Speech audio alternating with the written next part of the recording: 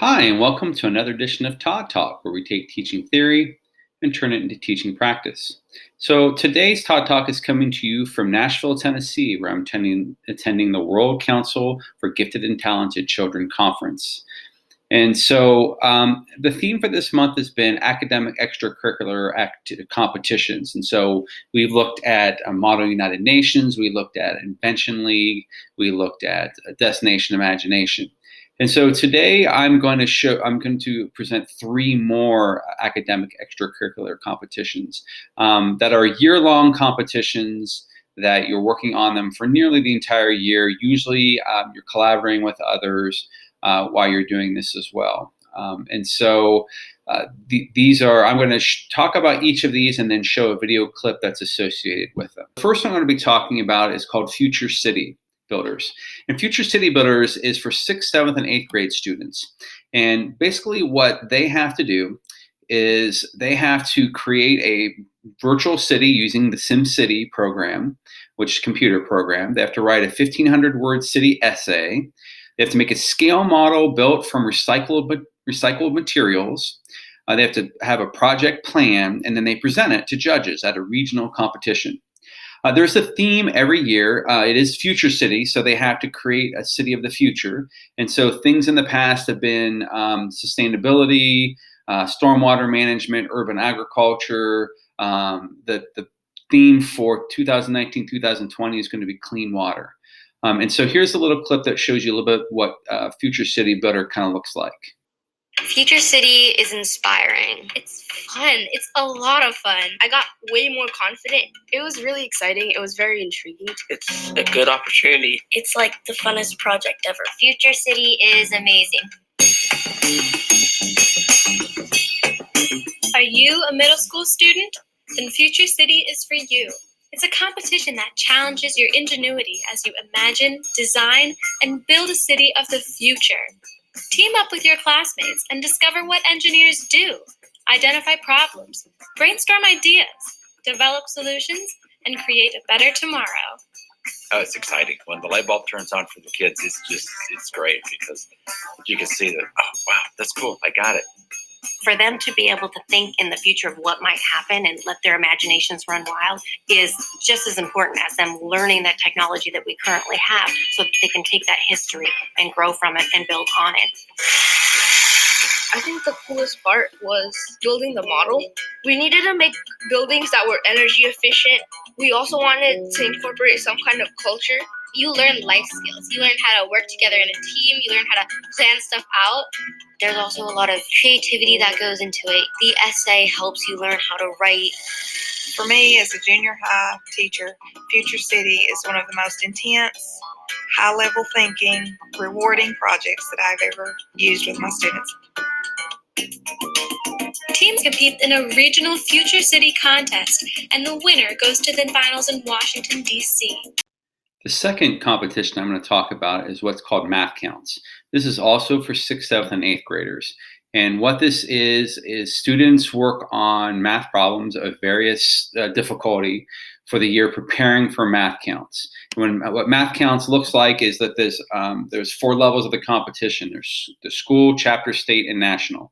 So the school has one, a chapter may have one, so on and so forth. And there are 4 rounds. There's the sprint round, which is students doing math for speed and accuracy. They have 40 minutes to complete 30 problems. There's a target round, which focuses on problem solving and mathematical reasoning.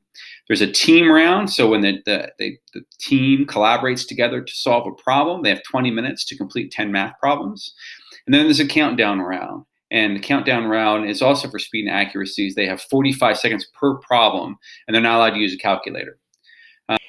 If this is the function, what would the answer be to this? Jen Dyer is prepping a group of middle school students That's something divisible by 9. for the 36th annual Champlain Valley Math Counts competition. 25, all right. So far you guys are tied. The students have been training every week since the beginning of the school year, hoping to make it to the state finals. We do equations and like math-based stuff, and some are like problem solving, and it's like a bunch of different math. Some of the questions are easy. Kind of like fresh in the memory, and we know how to do them. Some of the questions not so much. So that's like statistics. So you won't be doing that until my gosh, 11th grade math. It's pretty hard, and even math's my favorite subject. Dyer says that the work they put in is paying off in more ways than one. I feel like their confidence is increased. I can tell the kids that I have in my class that are in math counts, like they're more apt to try something when it's difficult. The students are hoping to display their math skills in front of a big crowd at the competition.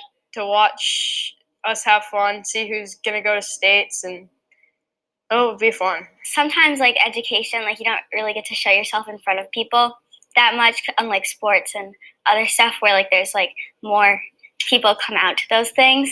And so it'd just be nice to like see like lots of people come and just enjoy themselves.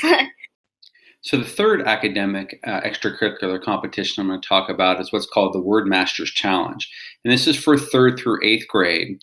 And this is a vocabulary challenge. So there are 3 tests spread throughout the course of the year. So it's a year-long competition.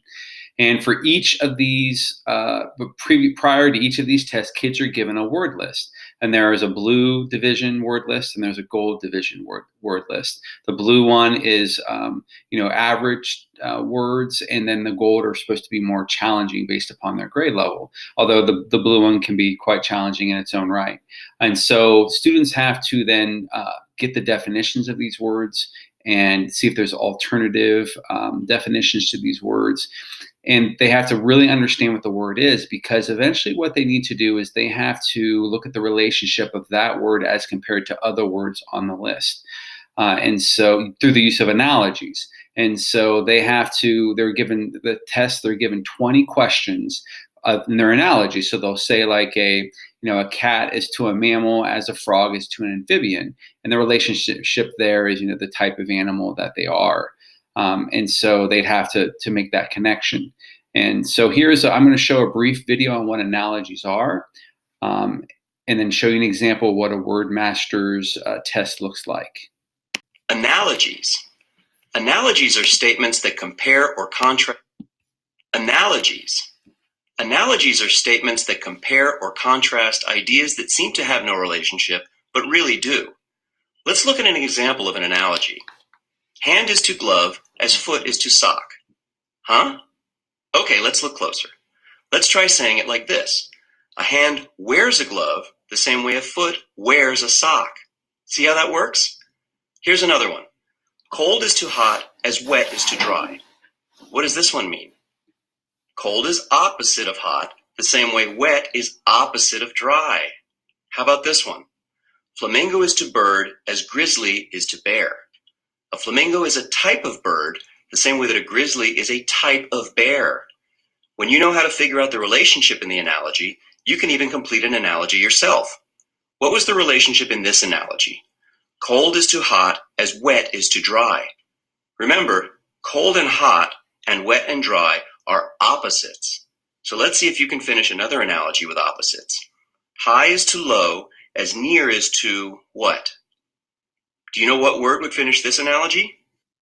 High is the opposite of low, the same way that near is the opposite of far. So here's an example of a Word Masters test.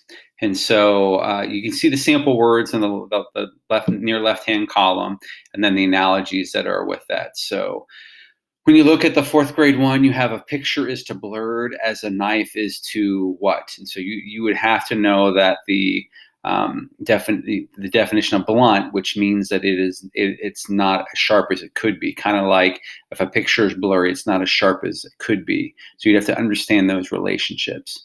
And then sometimes they give you a more completed analogy, like horses to corral as gold coins is to, and then that would be a vault, because horses are found in a corral, gold coins are found in a vault.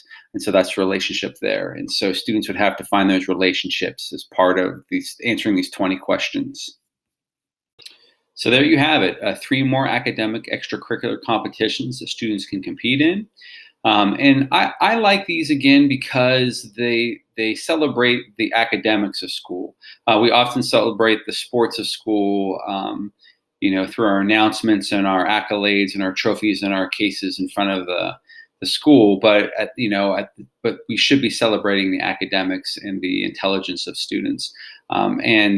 These competitions require kids to use their intelligence, their creativity, their tenacity, their perseverance, and in order to compete in them. So